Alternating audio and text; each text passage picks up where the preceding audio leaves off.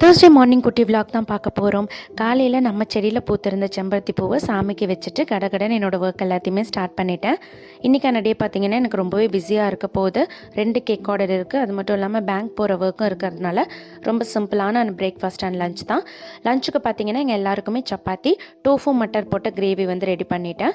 Morning பிரேக்ஃபாஸ்ட்டுக்கு சிம்பிளாக potato sandwich தான். எப்படி பண்ணுறதுன்னு பார்க்கலாம்.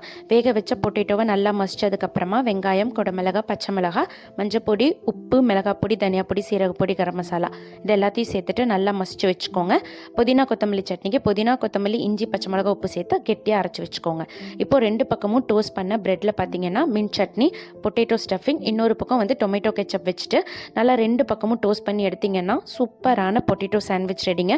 கண்டிப்பாக ட்ரை பண்ணி பாருங்கள். அதே மாதிரி குயிக்காக பண்ணிடலாம். டேஸ்ட்டுமே ரொம்ப நல்லா இருந்தது. ட்ரை பண்ணி பார்த்துட்டு எப்படி இருக்குங்கிறத மறக்காமல் கமெண்ட்ஸில் சொல்லுங்கள். நெக்ஸ்ட் வீடியோவில் மீட் பண்ணலாம். தேங்க்ஸ் ஃபார் வாட்சிங். பாய்.